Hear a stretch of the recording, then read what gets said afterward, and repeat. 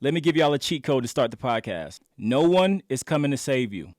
Let me explain. So as creatives, especially freelance creatives, we got to put in the work. There's no shortcuts. There's no way around it.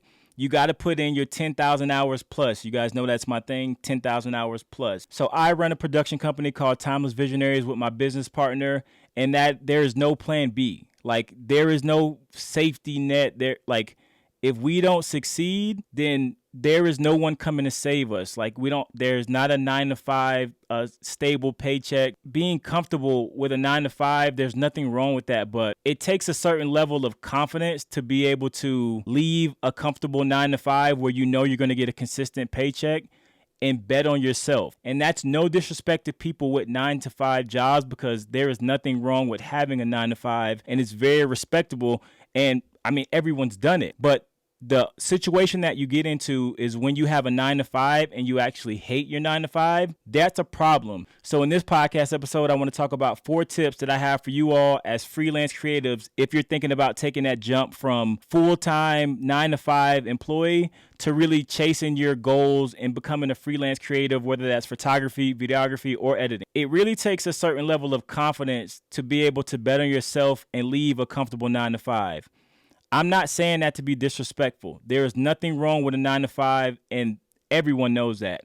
The only problem that we get into is if you are working a 9 to 5 right now, you're listening to this podcast, or you're watching it on YouTube, and you hate your 9 to 5, or you know that there's other things out there that you could be doing instead of your 9 to 5, and you feel like you're wasting your time. That's when we have a problem, and this episode is for you. So I want to go over 4 tips that I have for you all as freelance creatives to make that jump from having a 9 to 5 to being able to run your own production company or to be able to be a freelance creative. Number 1, find your unfair advantage. So recently I read this book called The Unfair Advantage. You already have what it takes to succeed. When you just read the title out and you think about that in your mind, that is so true. You know what you can do. I don't know what you can do. No one else knows what you can do. Only you know deep down if you got that dog in you. And if you know what that means, you know. But no one else can answer that question except for you. So after I got done reading that book, it really did change my perspective on life. And I want to share some of the things with you all that I think you could take away to help reach your goals. So first of all, let's talk about what an unfair advantage is. So having an unfair advantage is you having a competitive edge over other people in your field of something that you do better than them, or your unfair advantage can be something that you do better than other people's at a really high level. And in order to find out what that is, you have to really sit down and think. So I want y'all to do this for me. Once you get done listening to this podcast episode, go sit down, put your iPhone in airplane mode, and set a timer for 10 minutes. And then write down everything that you're really good at. Like, write down all your skills and what you think that you are the best at in the entire world, and no one could match you at that. This isn't you being cocky. This isn't you being boastful. This isn't about that. This is really you trying to figure out what is your unfair advantage that you have over me and everyone else. What do you do better than anyone else when you do it? Once you figure out what that is, now you can start to try to leverage that in your, in your freelance career. So after that 10-minute timer runs up and you have, written down what your unfair advantage is, you're already like 80% ahead of most people in the world just because you sat down and did what I just asked you to do. Like, it seems so simple, but most people won't even sit down and make a plan about what they want to do and the goals they want to accomplish. So you just doing that exercise will already set you apart. So only you can find out what your unfair advantage is. And I promise it makes a difference when you're trying to take that leap from 9 to 5 to being your own boss and running a company. The details really do matter once we start to get into it. Number 2, embrace failure. I know that sounds like, wait, what, Lemar? You have to know that failure is inevitable when you're trying to succeed. Like, you can't have success without failure. For me, I really feel like I've been learning so much different things, and I want to share this with you all on the podcast. The faster that I can fail at something shows me that, okay, I did it wrong this time. But in my mind, I'm going to be good at it at some point. If you start to look at failure as an opportunity to learn, it really shifts your whole mindset and your perspective. And the reason I'm telling you that is because when you don't work a 9 to 5 and you don't have a boss, and you're your own boss and you have to believe in yourself, you can't stop once you fail, because you're going to fail a lot. Like, you have to suck at something. Everyone listening to this podcast, anyone watching this podcast, at some point when you started something, you weren't good at it. So that would be considered a failure. But if you kept on going and you pushed through, once you come out on that other side, it's almost like you learn lessons from that failure. And that's so important when you're going into the freelance creative business or running a production company, editing, photo, video, whatever you do for yourself. You have to understand that failure is going to come, and you got to just shift your mindset to be like, okay, how can I learn from this? How can I get better? And you can't beat yourself up, because, I mean, what's the title of this podcast? No one's coming to save you. No one's going to come pat you on the back and say it's going to be okay. Like, you don't have that once you're doing this for yourself. You have to be your own support system. So you got to understand that failure isn't the end of the world. It's going to happen. Learn from it, embrace it, and keep moving forward. Number 3, master your craft. So whatever you do, photo, video, editing, graphic design, playing basketball, whoever you are listening to this podcast, you need to be at a certain skill level before you can expect people to pay you money for that skill. And that would seem obvious, but I hate the word obvious because sometimes it's not obvious. But the better you can get at your craft or whatever you want to do, the easier it is going to be to transition to do that for a full-time living. For my example with photo, video, and editing, I put in so many hours and so much time practicing on things, just random things. I would throw a tennis ball, take pictures of it, try to stop it, taking pictures of anything that I could like physically take pictures of, or videos, and doing different edits, just trying to get better over and over and over again. And at a certain point, I got to a skill level where it was like, I'm pretty decent at this.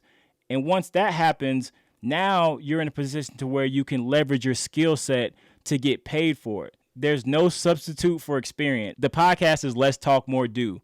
The only way you get better at something is to do it. You're not going to get better by listening to me on this podcast. You're not going to get better by watching videos on YouTube. You're not going to get better by taking courses. That may help, but the only way you get better at something is to actually go do it.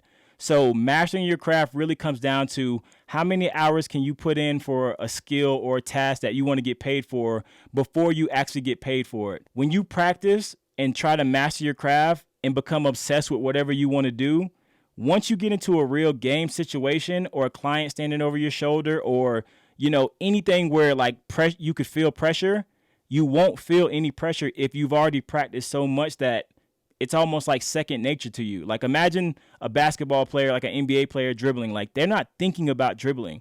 They're thinking about 20 million other things, but going between the legs behind the back, they don't have to think about that anymore because they've done it 10, 15, 20, probably a million times.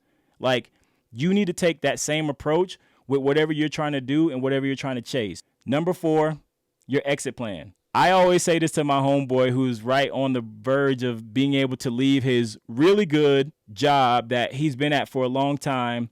I always tell him the best time to find a job is when you already got a job. Y'all feel what I'm saying? The best time to look for a job is when you already have a job. There's nothing, I feel like, in my opinion, there's nothing worse than wanting to go after your goals and, you know, chase whatever you want and just quitting your job. And then that's not a good strategy, because you're going to be stressed out trying to figure out where money's coming from. You're not going to be able to have the mental like bandwidth to be able to like be creative or take risks, because you're trying to figure out where your money's going to come from. So I saved this one for last because I feel like it's so important for you to have a plan before you exit to do whatever you're going to do. You need to have like data, like knowing like, okay, I got 10 clients that I'm already kind of helping. And if I keep those 10 clients, then, you know, I can do this and that. And then you also got to plan for the worst. What if 2 of those clients leave and now you only have 8 clients? We are real people with real bills and real problems. Like, the title of this podcast couldn't be more true. No one is going to come save you. I mean, your mom or dad, you might have people that can help you. Like, we all have people that will help us. But at the end of the day, it's up to you to save yourself and to chase your goals and to do everything the right way. And that comes with a lot of responsibility, and it comes with a lot of, it's heavy. It comes with a lot of responsibility, and it's heavy because it's really on you to make sure that you're doing what you need to do to provide for yourself or your family. Like in my case, my daughter's got to eat. If I don't go do what I do, like, I don't make any money. There's no time for me to feel sorry for myself and think that someone's going to come hand me a check.